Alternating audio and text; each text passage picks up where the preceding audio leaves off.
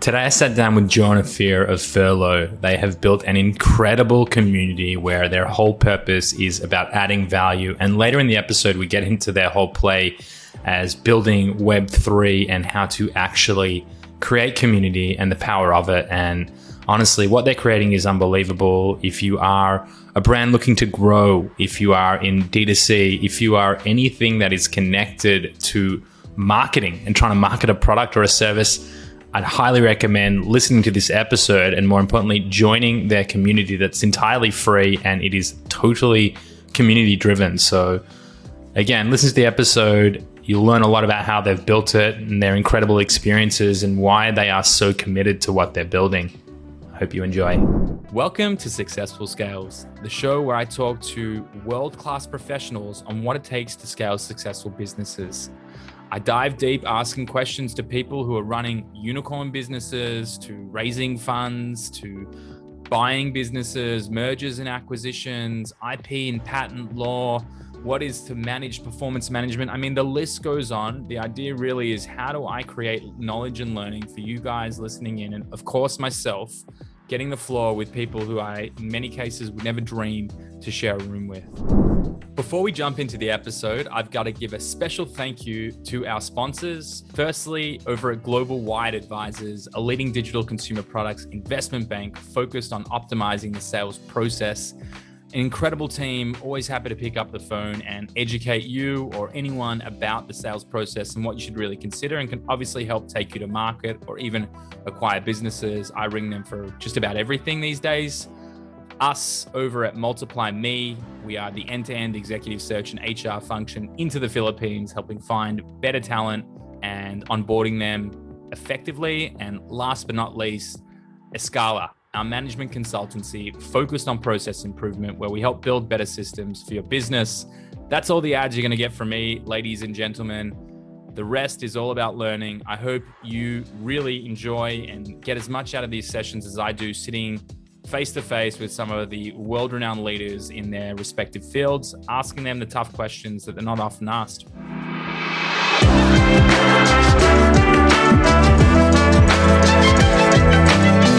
All right, welcome to an episode of Successful Scales. This is only the second time in the show's history that I've got two guests at the same time. So Joe, Ophir, welcome to the episode. Thank you for having us. It's great to be here. Very excited for what we're about to talk about. Likewise. Special day on it. Likewise, yeah. Appreciate being here. Two for the price of one, you know? So it's exciting.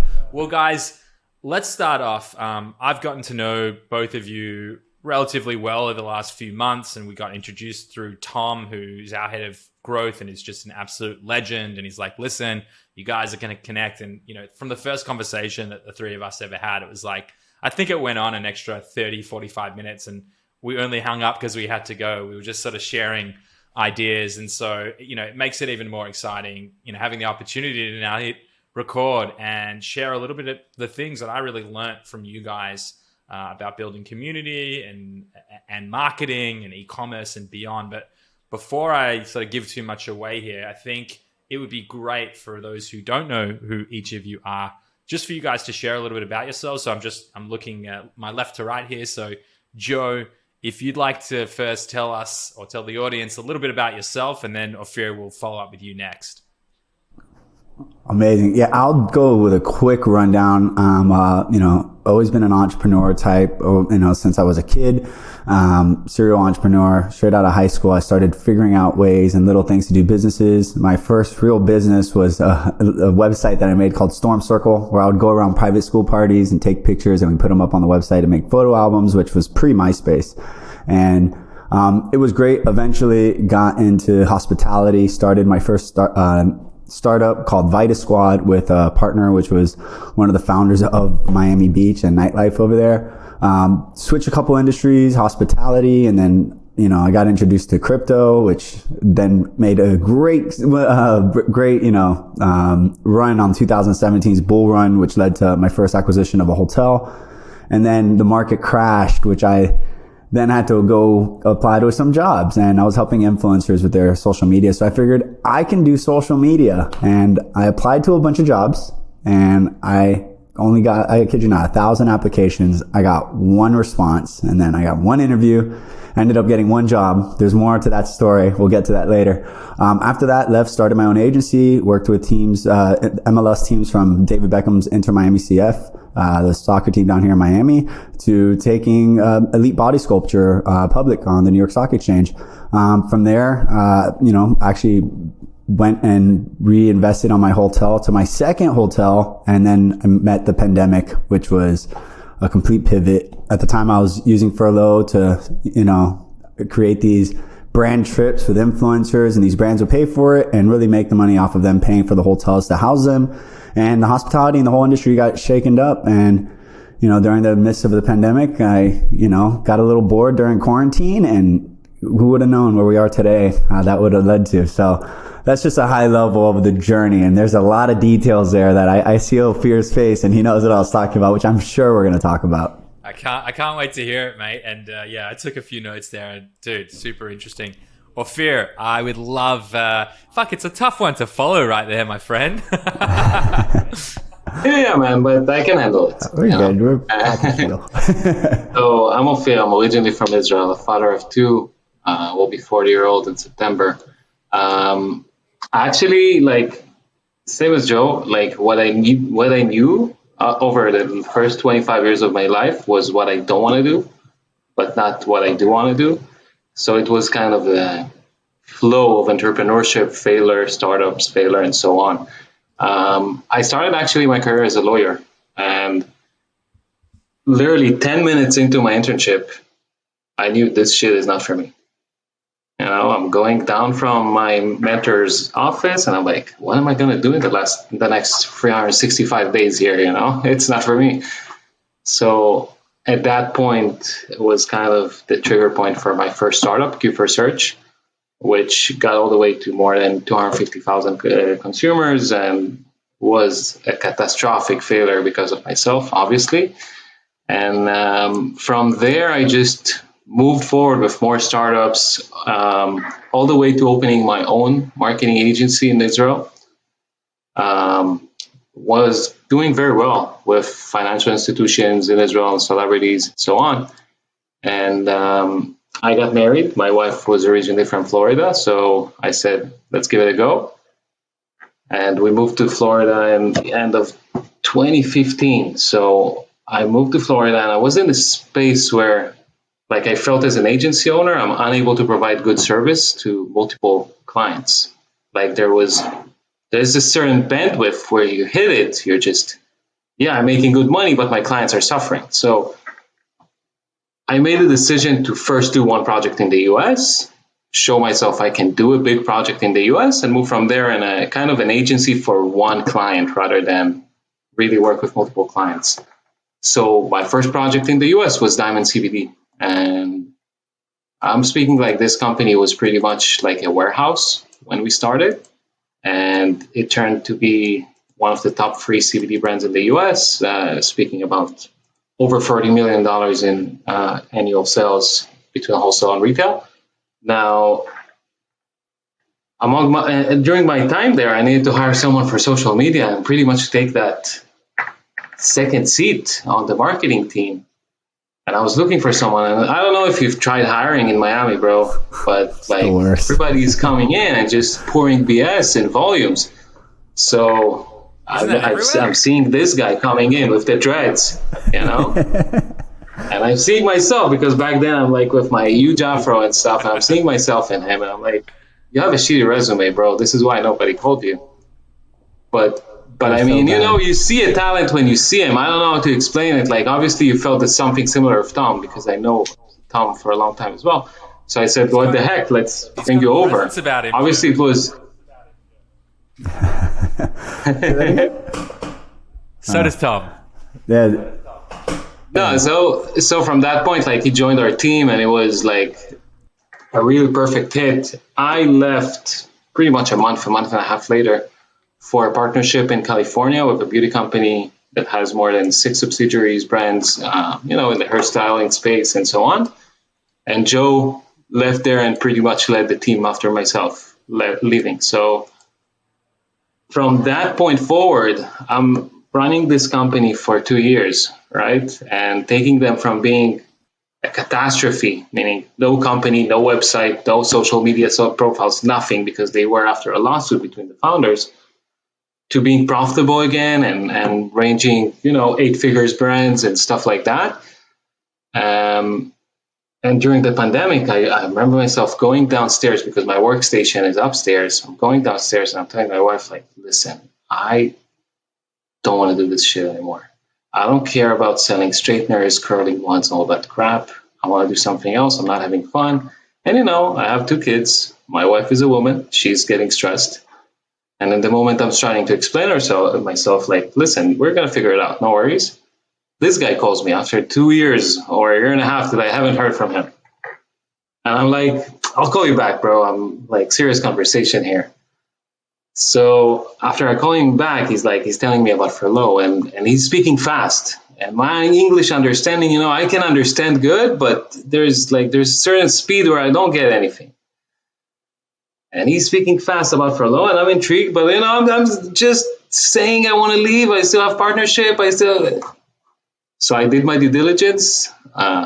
Furlough was like, I've seen the upside. The upside is absolutely phenomenal. I'm like, I have this statement burned in my head, like, this is a unicorn. This is a multi-billion-dollar company. You just need to understand how we do it, and the upside is there. So it took me a month of due diligence. Decided to jump in, and here we are. Yes, sir. Guys, wow. Ophir, amazing insights. And, both of you guys have had pretty incredible journeys to getting to where you are today. And I'll say, and I really appreciate, and I think as someone as well who I sort of live with my failures too. I don't, I've made bad decisions and had shitty things happen to me, and, nothing's ever perfect. And, both of you guys opened up with some of the challenges and failures and things that, there's no ego here. And I think, when we talk about building a unicorn business, multi-billion-dollar business, like, all that shit has to be left aside, and it's all about what's in the best interest of the community that we're trying to serve. So, again, I'm just hearing your story for the first time over the last sort of 5-10 minutes, but it's becoming very apparent, sort of the yin and yang position and how you guys operate. And I think it's probably a great segue into you guys going into, what is Furlough for those listening at home? What do you guys, what compelled you, Ophir, to leave? Well, I guess it was a company that you didn't have faith in, so let's not try and oversell this here. But what compelled you to take the leap and invest in the relationship with Joe, who is some dude with dreadlocks that just walked in to the business with a shitty resume? So first thing is obviously the founder, right? Because he's capable. And I've worked with founders that weren't capable most of my career, and it's such a burden and creates like mental energy that you don't want to carry with you. So this was obviously one thing. The second thing is the understanding of like the shift in the market and not wanting to be in that e-commerce / marketing agency space, and the understanding that this is an opportunity to do something bigger, greater. And also something that is challenging, there's like, in every business, there's this kind of routine that you get into. And in Furlough, the difference is that it's always fluid. You always meet new people. You always have different encounters. You always have different business opportunities. So it's an amazing fit for my personality of not doing the same thing over and over every day. Absolutely. And I love to just share some insights of how it started, because when, there was peak pandemic of boredom, I saw all the attention with quarantine. Everybody was home, and everyone, especially in the gaming industry, the streamers, there was so much attention there, and these streamers were taking off. And then eventually, the FaZe Clan got on top of Sports Illustrated, esports took over, and I saw what was happening with the gaming space, and gaming's bigger than the music and movie industry combined. And I never thought about doing this for money, to be honest. And that's what you said, yin and yang. It's like Ophir came in and he said this so many times to me. It's been ingrained in my brain. Like, this is a billion. This is a unicorn, right? But it all started by, going to Twitch and saying, instead of streaming games, I'm going to stream business. And, a lot of people say they have communities, and there's a difference between an audience and a community, because an audience you're speaking to, especially these social media influencers, content creators, they have a huge audience, but their audience isn't really engaging with each other. And the community started on Facebook group, it started on WhatsApp, and now it's on Discord. And I've worked with social media influencers since MySpace. I was a MySpace social media influencer, and these social media influencers, they did social media, which they learned by doing, but they never learned email marketing. They never learned about landing pages. They never learned about advertising or self-liquidating offers and all this. And that was always something I, helped and supported them on. And what I found was that in this space that we were in, especially with, on Twitch and this gamified approach, that when I started talking to people, and Twitch was only 1 hour, but for the rest of the day, they were on Discord. And Discord, it felt like it was a combination of LinkedIn, Slack, and Zoom. And these influencers get a like and a comment. Like, that's not engagement. Like, there are people scrolling through the feed, spend a second and say, this was funny. And then they keep going. What happens in Discord is like true engagement. We have people on cameras, sharing screens, in voice channels, speaking to each other and going deep for hours on end. And you add one person to the dynamic. It doesn't matter who you enter into this room right now with all three of us, that they are going to change the environment, because that's what people do. They bring their interests, they bring their values, they bring their experience to the table, and it changes. And going back to what Ophir said, like, every day is different. And every day is, honestly, it's fun. And, I'm totally locked in the fact that this will be a unicorn, right? Like, one day, but it's not the destination. Really, it's the journey. And I'll tell you, there's a lot of people that are enjoying what's going on, and it doesn't feel like any of the other jobs I had. Well, mate, that's super exciting. But like, for those listening, and even for my understanding, right? Like,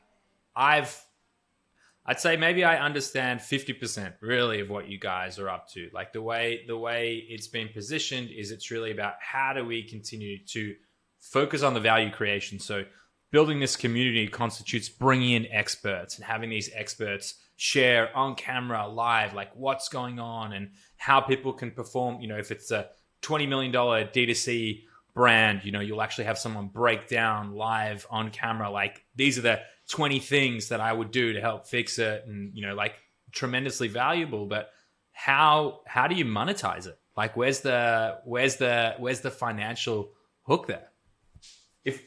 I'll give Ophir's our money guy. I'll give Ophir that one. Started firing straight away, huh? Yeah, let's go. I told you guys it would be a sharp one in the morning. Let's be honest. To say we figured it out would be a lie, right? It's like we're uncovering, like, piece by piece of how we actually monetize it along the way, and it's like our community was built on the pillars of giving and on a culture that is like, come, get value, pay back when you can. You know what I mean? It's like, we're not here to take from you, we're here to give you, and just create that cycle where everybody gives one another. Well, understand, and in our mindset, it's like, if I have enough business here and I have enough glue between the members, we'll find a way to monetize it, So we tried many things. We tried commissions, and we found ourselves, chasing people for $50. And I'm like, this is not worth my time. This is not worth Joe's time. Do I want to start charging for membership? This is things we're speaking about, Do I want to charge for placements? Like, we have a lot of professional sessions, right? I can charge from certain expert to get the stage, right?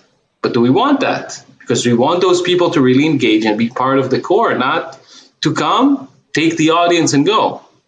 I think you bring up before you give me the punchline of the answer, I think you really sort of talk about a really important thing about any startup, right? It's that nothing is perfect and nothing is 100% linear, and you guys have tested and tested and tested, and you're looking to stay true to your pillars of value creation. And so, I think 100% it is not worth you chasing anyone for $50. And at the same time, like, you've got a really interesting equation here, because on one hand, you want to continue to be authentically you and the community. And it's like very apparent sitting here and the conversations we've had, like, you guys are not here for, the overnight millionaire type situation. You guys are really building something of integrity and staying power, I would say. And so just for anyone listening in, I would just say, like, you can see from a couple of extremely capable guys. I mean, these are both guys that ran agencies. Joe, you were talking about a brand that you helped take public from the success. You had 250,000 subscribers, Ophir, in a business that you defined as a failure, which I don't know how anyone could define that as a failure, but I definitely want to dig into that after. But just really interesting to sort of share that there are so many ways in which you can approach the same equation, and there's no right or wrong way. So anyway, get to the punchline, Ophir. How do we get there? How do we make a few shekels? So a few shekels right now, we're basically handling is like a two-headed monster. We have our like agency side where we serve e-commerce clients that fits our mold. I'll be honest with you, because we have a lot of undertaking, and taking that full-on agency model, it's literally impossible. We don't have enough time.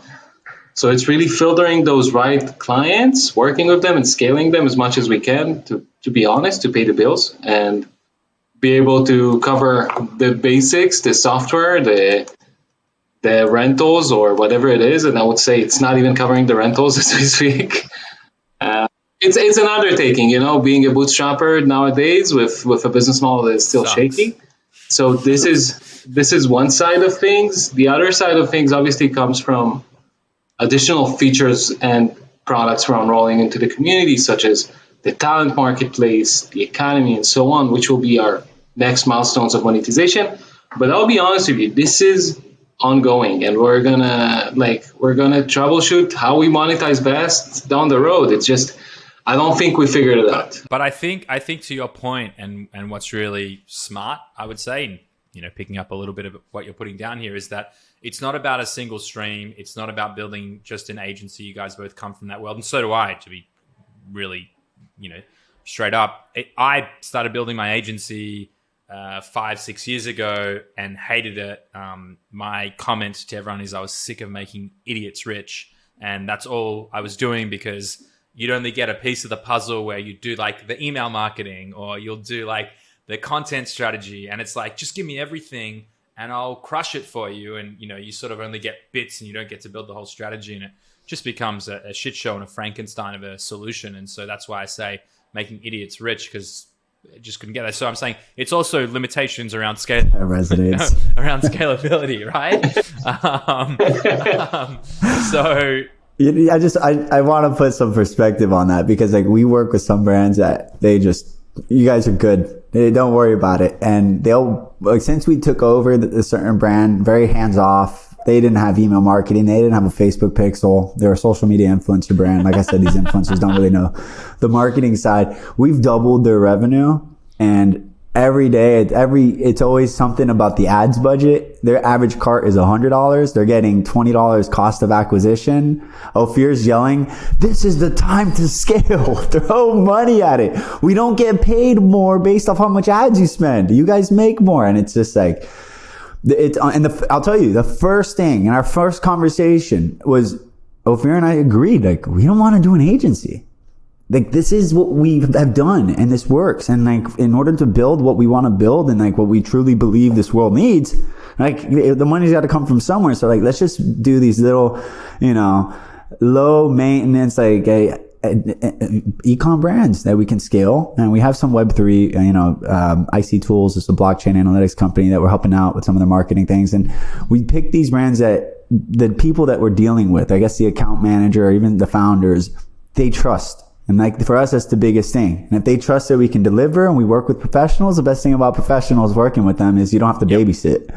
And, this is scaling. It's great. The reward for good work is more work. And they see, hey, you're good at email marketing. Are you good at Facebook? Are you good at Google? And they've been upselling. And, it's great because everything we're doing is really top line growth, but focused back onto this community and what we're building. And as Ophir alluded to, the products, and there's much more too. That's the crazy part, because you said it. We are truly building this for the long term. And I mean, if you want to get into the Web3 conversation, we can do that for days. I might actually be happy to take it there, because that's an area that I only have like a a very limited amount of knowledge, and I'm sure the audience would be happy to go there. But what I'll say before we sort of pivot here is a couple of things came up for me when you guys were talking, and it's one, Ophir, you were saying about Joe, historically you'd worked with founders that it was just problematic and it was like a weight on your shoulders that you couldn't bear. And Joe, you've sort of come up with the same position, saying like clients and founders that like don't give us the free reins, and like, you know, you've clearly got an influencer that doesn't understand. What you need to do actually just go and draw a little graph of like, insert X, this is your return on investment, and this is how you make money. Maybe you just draw a little picture of them with like money bags going to the bank. But anyway, I want to... Whatever works. Whatever works, whatever gets through to them. The question I have for you is, what's led to the experiences? I mean, you touched on it a little bit off here, but what's led to the experiences that have resulted in your decision-making around working with the right people? Because it's very easy to get caught up in simply just, you know, well, they're offering me really good money and I can take it. But you guys seem to be very intentional with how or who rather you work with. So just curious to understand, like, you know, the evolution of how you've gotten here. So, I mean, I've had a lot of partners. I've been part of multiple startups and other companies that I founded. So I've always been on the role of the founder. Until this company, I was always the founder. And it just, you know how it is. As a founder, you kind of need to carry the wheels. You need to take everything on your back and keep on pushing. And the first two companies, to be honest, it was on me because the equity structure was such that my co-founders didn't have enough skin in the game to buy in completely. And the liability on me was just crazy. You know, I needed to take care of everything. And so this is one aspect. Obviously, let's say that 90% of people speak, 10% does. So like as a rule of thumb, I want co-founders that do. I don't care what you know. I don't care what your skills. I want people that do and not speak, because everybody can speak. But I want to know that, you know, we're sitting, we're saying something, and something actually happens tomorrow, and we're not just talking. So this is, I would say, the first and foremost thing. The other thing is the business development side of things, because all my companies, I needed to take the business development role, you know, and the flag, and do it alone. And, you know, it's tiring, and it's especially on a small company, like the business development role, even though it's not sexy, is the most important role. And doing it on my own, I knew that Joe can carry it. I knew that Joe can bring business. I knew that Joe can bring people. So this was another thing. And the last thing is, I'm not native. I have I can speak English. I can pitch. I can do stuff like that. But having someone, and I felt that as like with Israeli co-founders going to the US or somewhere else, that limitation of not having nobody native on the leadership team was something massive. And again, there was like a chemistry between me and Joe. I like Joe, you know what I mean? Which is something that is not like, I would say, rational part of the decision making, but it's definitely impactful. For sure. If I may, I just got to throw my hat in the ring right there. You know, before, when I had my own agency, right after Ophir and I worked together, I experienced really bad partners. And like Ophir once told me, he's like, you got to find bad partners in order to find good ones. And even with this community, and I think this is probably one of the things that attracted him the most, was that he saw that everything I was doing, there were times where I would stream to 0 people. Most of the times it was about 20 people, and these are all students, but they wouldn't engage with me. So I had to just speak at them. So what was I speaking? It was the things I was building. And now you're starting to see on the internet this whole build in public craze, which was something that was just so obvious, going back to the whole doing. Like, he knew I was doing it because I was doing it in public and I was showing it. And now we've kind of dove so deep into that whole building in public side of things. And, you know, I would never forget, at least my choice with Ophir and why it made sense, was that the first day I started working with him, we talked 0 social media. He goes, I don't want to hear you talk about hashtags. None of that. And I was like, oh my God, thank God. I'm like, I did social media because it was easy.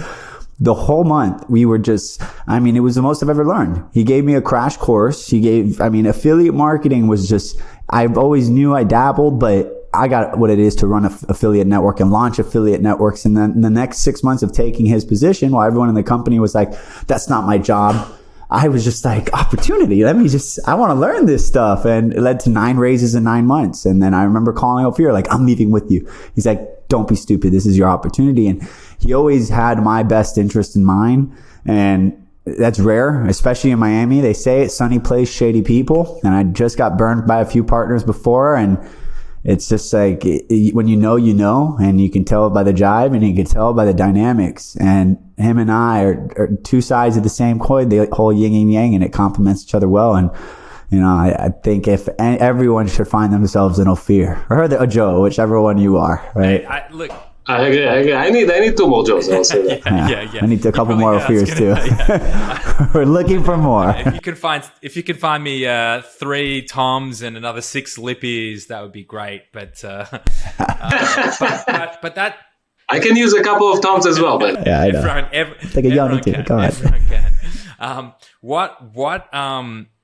You guys have really just outlined, I'd say, what's the experience that I went through as well. I had business partners. I scaled a business from 2 to 5 million in 12 months. It saw an exit, and I saw none of that. And that was because one of the original founders he was a piece of shit, to be honest. He was just, what's really interesting, and I'm gonna not lay into Ophir, but I'm gonna say, like, what you find here specifically in Israel is it's just a constant juxtaposition of, you find the absolute best people in the world that you could ever imagine, like an Ophir, and you find the absolute antithesis of, there's sort of no middle ground here. It's like your friends will literally take a bullet for you, but some person on the street that doesn't know you will run you over and like give you the finger on the way over. And that like happens to me a couple times a week. So I'm saying, like, it's like, it is a special thing, I would say, particularly around Israelis. And I've experienced that a lot. But to my point as well, I experienced the other side of it, the total other side of the coin. And so on the back of that, I think the decisions that all of us have made on this chat right now is that it doesn't really matter where you're headed and how big your company gets and what that looks like. It's about enjoying the journey. And the most important thing is surrounding yourself with the people that actually matter and that you would go and have a beer with happily, on a Thursday night, but everywhere else in the world on a Friday. I sort of felt that. And I think, again, for those listening in, if you take nothing else from the episode, it's make good decisions on who you partner with, whether it's your manager or whether it is your co-founder or whether it is your, I don't like to call them employees, but team member that you bring on, whatever it looks like. It's the most important thing. It's the most important decision. You're going to spend most of your waking hours interacting with or working towards something together. And so it's really just, I think the surprising thing for me, and I was saying I've only done one other episode where I'm having 2 people, but it's really cool to be able to actually see the chemistry and see the dynamic of how you guys sort of are the yin to your yang. And yeah, really, really cool. We don't have a whole lot of time left, but Joe, I would love to learn a little bit about Web3. I'm going to start off by saying my baseline understanding is, I have an understanding about DAOs. I understand sort of, what an NFT is and how it works. And I'm not particularly a crypto guy. I don't really see the value in it. Blockchain is something altogether different. And I think that's where, if you were to put your money somewhere, it's in that bit of technology and what that brings, and sort of decentralizing and taking effectively, if you talk about the financial institutions, removing the value that they created 30 years ago is no longer there in terms of what they're charging you for. And so the blockchain makes a lot of sense. But with crypto specifically, you look at the stock market, people are effectively gambling on mass psychology. This is like a step further in the wrong direction, where it's like gambling on mass psychology that's not even tied to a performance outcome. It's fucking wild to me. So With that all said, Joe, take it away, mate. I'd love to learn. I'm so glad that when you talked about crypto, you talked about the markets and you talked about the money side of things. Because when I explain this to people what we're doing, they're kind of confused because we've removed the entire money side out of everything. And what we're using are non-transferable NFTs, which are soul bound. So if you get this NFT, you can't trade it in the market, which leaves the pure utility side, which everyone's like, that's the stuff you need to focus on. And this route, ultimately, it's not the easy route, okay? And it does take time for it to all come to fruition, but this is definitely in the longer road that we're looking in the bigger plan that we have at play. And, just like back in, I guess, the 90s or 2000, and we would call songs, right? We call music, songs, tracks. Like we call them MP3s. No one calls them, hey, can you send me that MP3? Or like, who's the rapper's MP3? They don't say that. And that's what I truly believe it's going to be for NFTs. They're not going to call it NFTs. In our community, we do not call them NFTs. We call them points. And you get points for attending, collaborating, for contributing, for reviewing, for promoting, for learning, right? Different types of ways. And we kind of gamified this approach. And you said DAOs. I love DAOs. I think DAOs are going to be the next big wave. And for those that don't know what DAOs are, if you know in the United States, we have LLCs. Those are limited liability corporations. They're basically businesses. Every business that you see, storefronts on it, they run on an LLC. And LLCs are governed by stocks. You have stocks, you have ownership and voting rights. With DAOs are LLCs. But instead of stocks, they're NFTs that allow you votes and ownership. And these are transferable. So we've kind of come up with this really interesting way because one of the things that Ophir and I saw is that, true leadership comes from the front and we're pushing every day. We're building in public. But how do we get this community activated? And we're like, well, the problem is they keep thinking they're doing it for us because we're the founders and owners of it. So we thought, okay, I think the logical thing is to decentralize this community, but we have people that I'll tell you in the beginning with any community, I hope this might be the biggest takeaway for some people is it starts with unscalable relationships. And the most key things that you can do is find these community managers because they could effectively manage relationships. Like if you type in Google, how many relationships can someone manage? They can maintain about 150. If you have 10 community managers, that's a lot of people engaged in your community, right? At 150 relationships each. And, decentralizing the community just seemed like such a great North Star. But the people that were unscalable relationships, the early contributors, they're non-existent. People have lives. People switch interests. Things change. So how do we decentralize it effectively, making all the people partners? Which these points that we give out, we created somewhat of a leaderboard. Right now it's internal, and we're creating an external leaderboard that people can see.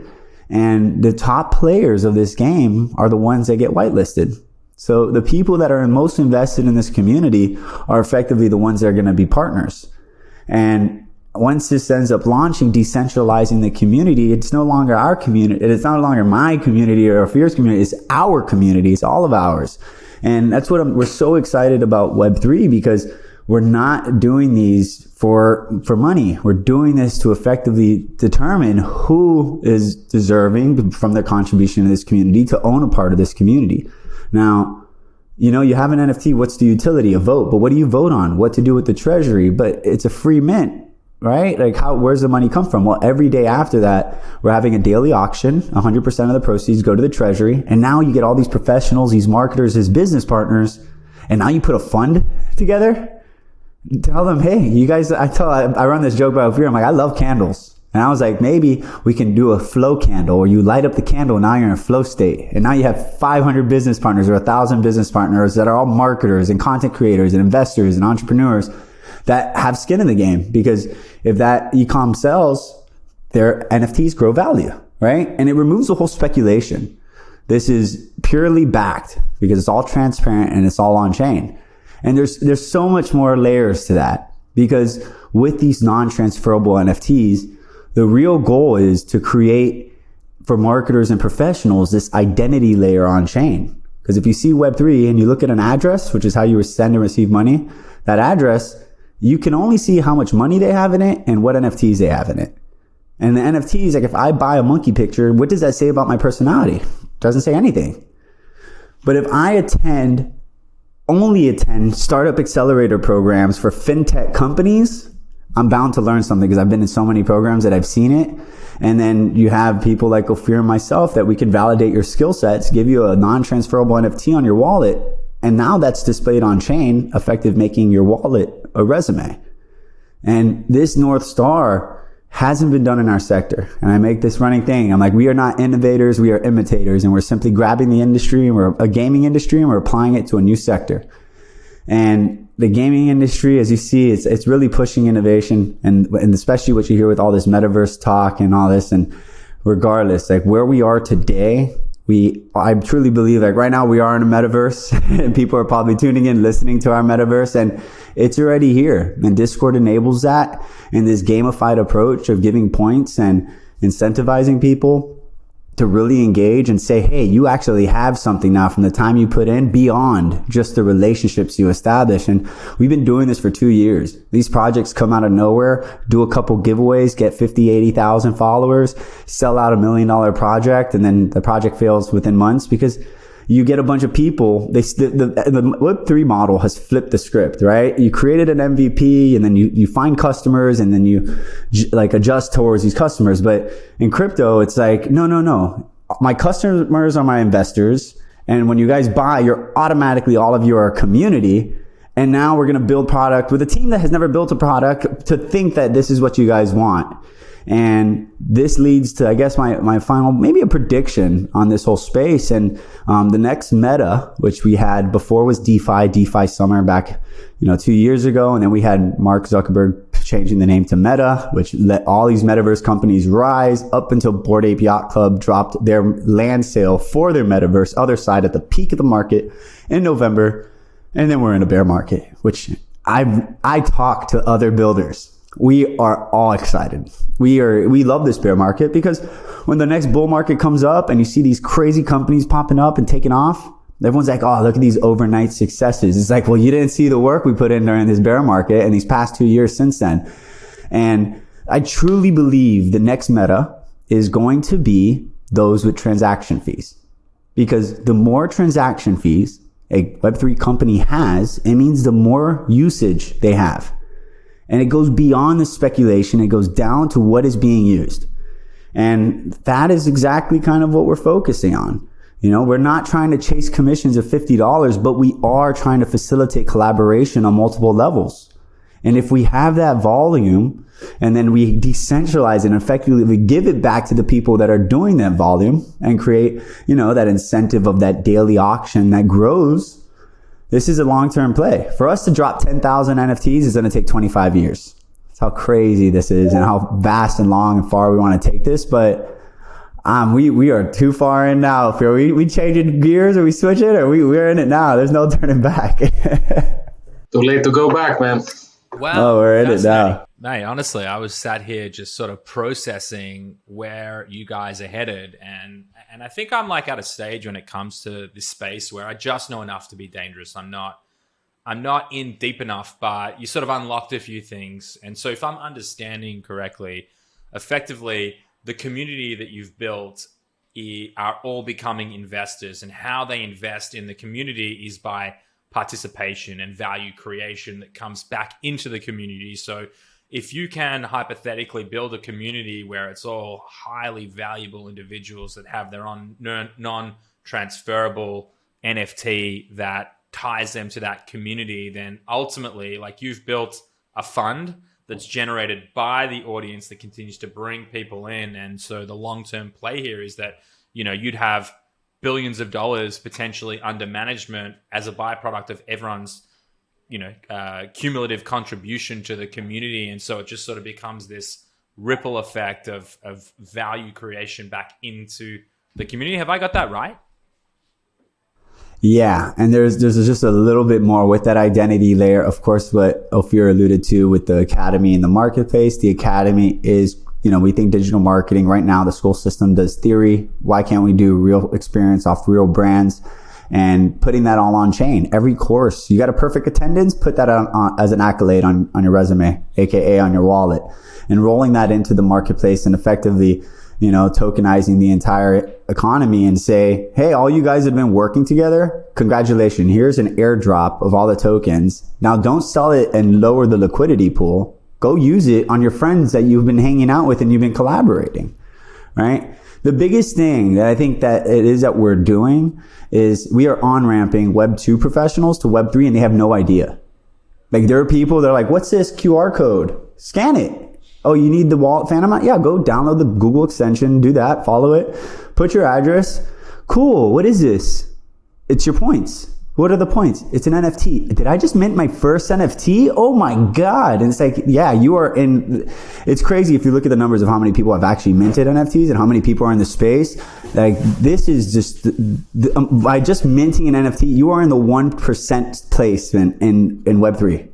Because I know professionals that have never done it and we are on-ramping it and it's like 6 months in, you're so immersed in this experience and you're like, no, I'm actually a Web3 professional. Like you can actively say that and not be full of BS. Wow, mate. I now understand, at least at a very high level, where you're headed with this. And I guess like it all makes sense now.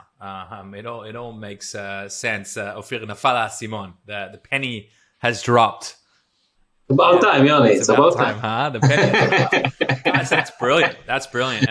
And it kills me that, we've got a hard stop here, but I think if I think about, the breakdown of both aspects of what we've talked about here, I mean, you guys are onto something pretty big, and I think the value, and I'm actually not even going to bother explaining it because you guys have a special offer, I guess, for everyone, right? But for those who are listening, you can get involved in this community and be a part of what they're building, right? Let me pass it over to Ophir or to Joe, whichever one of you want to talk about sort of a little bit more about Furlough, how people can get involved and, and how they can add value to the community.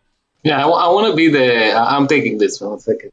I want to be the representation of the non-Web3 people here, okay? And speak on the levels of money, value, and business, right? And in that sense, Furlough is built for everyone who is professional or run a business, because for one reason, what we do is connecting people with people and connecting talent with business and bringing value for free. We're not asking anyone to do anything except for showing up and get what we have to give you. So in that sense, like every ecom business or startup has a lot of benefits on our side. Every marketing agency has a lot of benefits on our side. And I can give you endless amount of examples of people who came in, I want to start an agency, and now they run a 6-figure agency simply off Furlough the community. That's it.